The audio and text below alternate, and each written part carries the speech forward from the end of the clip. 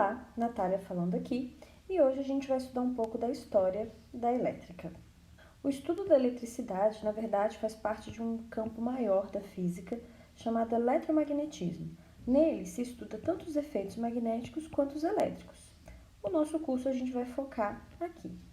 A origem do estudo da eletricidade ou da manipulação dela é incerta, mas, por exemplo, já no século II a.C., no Império de Arsácida da Pérsia, é possível encontrar baterias de Bagdá. O que são as baterias de Bagdá? São estruturas de barro com dois núcleos metálicos dentro dela. Aqui do lado a gente tem um esqueminha de como seria ela por dentro. Basicamente, o que foi encontrado foram vasos de barro, copos de cobre e núcleos de ferro.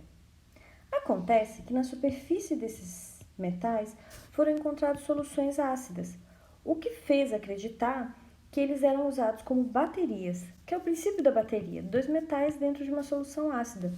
Quando você faz isso, você provoca um deslocamento dos elétrons de um metal para o outro.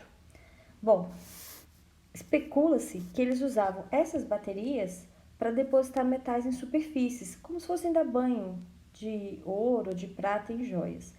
De qualquer forma, já no século II a.C., existe a possibilidade de termos baterias e o uso da eletricidade. Outro fato histórico que nos faz acreditar no uso da energia elétrica há muito tempo atrás são essas imagens dentro de alguns templos encontrados numa cidade chamada Dendera, no Egito. Nessa imagem, a gente tem uma espécie de lâmpada com uma base, um fio e a cúpula. Dentro dele, uma cobra. Há quem especule que isso aqui é uma lâmpada.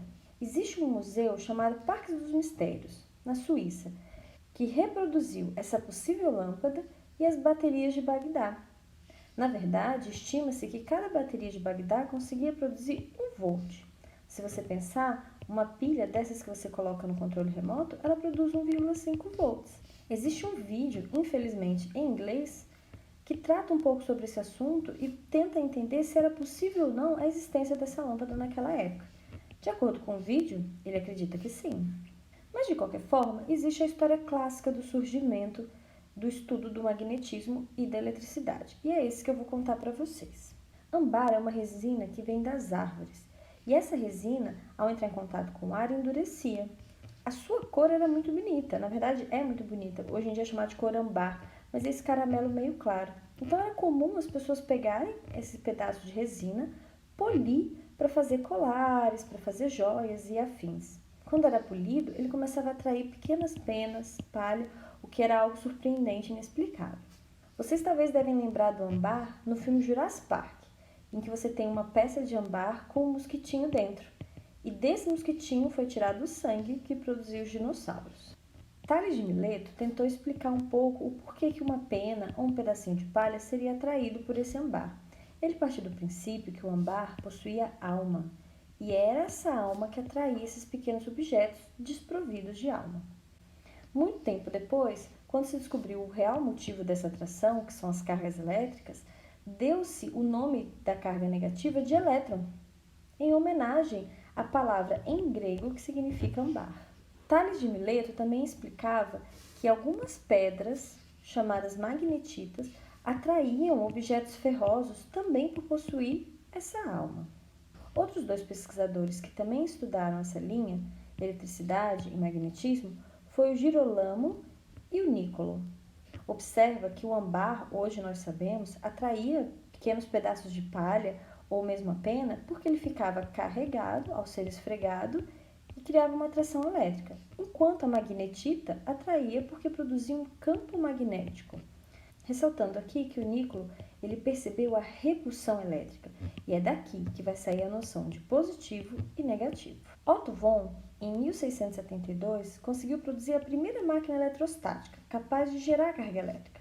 E isso tanto instigou o estudo e a curiosidade sobre o assunto, como também popularizou o uso em atrações.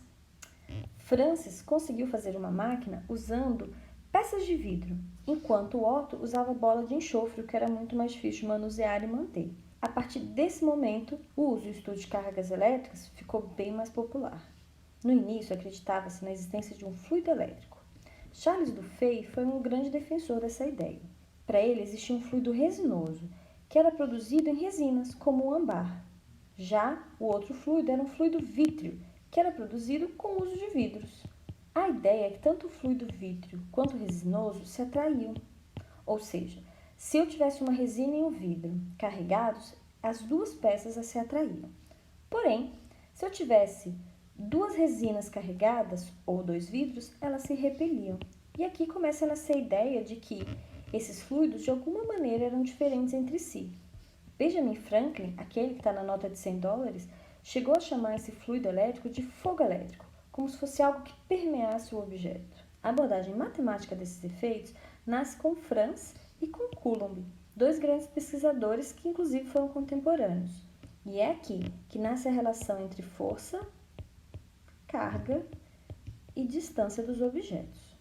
Deixando um pouco as contas para os textos que a gente tem, vamos observar agora como isso era usado no dia a dia, no cotidiano das pessoas. O uso da eletricidade era principalmente para grandes shows e atrações. Aqui é uma figura de um tipo desse show. Dizia-se que essa criança ela não possuía alma, ou que era uma criança amaldiçoada. Pendurava-se ela numa estrutura de madeira e, em seguida, pegava-se um bastão carregado em uma daquelas máquinas e encostava na criança. O que acontecia nesse momento? Um bastão carregado trazia cargas para essa criança. E a partir do momento em que o bastão encostava, pequenas folhinhas de ouro passavam a ser atraídas e colavam na criança. Imagina o quão surpreendente não era isso. O apresentador sempre dizia que a criança amaldiçoada ela seria libertada com o toque de um bastão mágico ou algo assim. Ou que ele daria para a criança a ideia da riqueza ou a alma da riqueza e por isso o ouro atraía e encostava nela. Observe que mesmo empiricamente iniciou-se os estudos de materiais isolantes e condutores.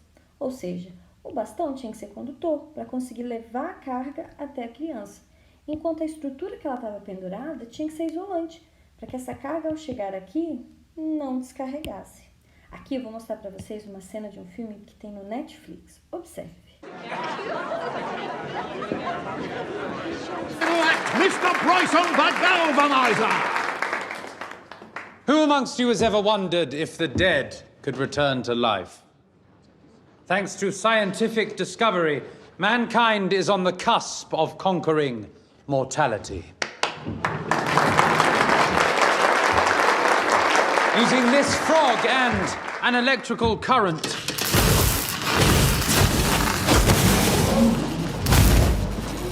I will demonstrate how muscular stimulation is possible via electrical means. Ladies and gentlemen, may I introduce you to the process of galvanism.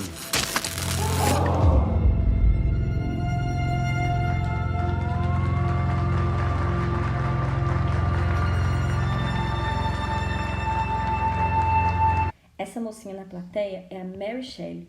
Ao ver aquela rã tendo suas pernas mexidas, ela teve a ideia de construir o Frankenstein e, aos 19 anos, escreveu um dos primeiros livros de ficção científica e, com certeza, um dos mais famosos até hoje.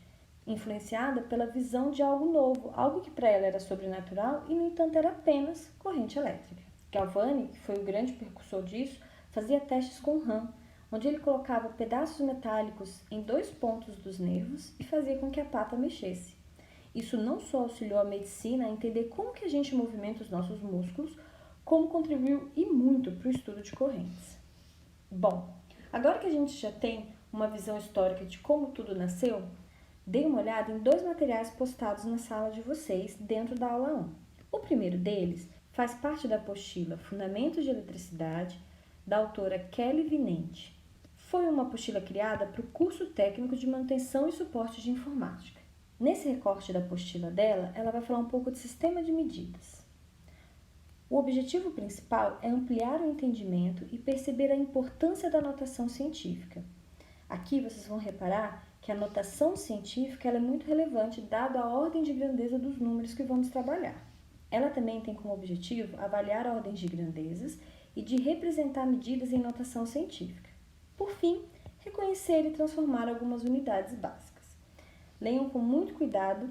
Parece simples, mas é a base para compreender boa parte do que vamos ver daqui para frente. Da mesma apostila, da mesma autora, eu também posto para vocês um segundo recorte de conceitos fundamentais de grandezas elétricas. Aqui, o objetivo desse texto é conhecer o conceito das principais grandezas elétricas, como tensão, corrente, resistência e potência.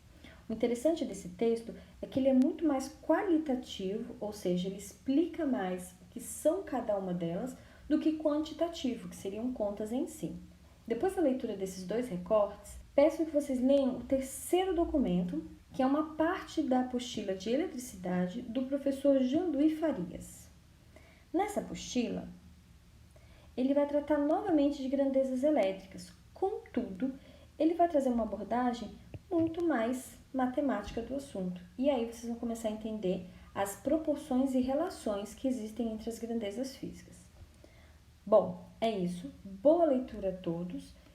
E qualquer coisa, esse aqui é meu e-mail. natalia.marcelino@ifms.edu.br. Até a próxima e até mais!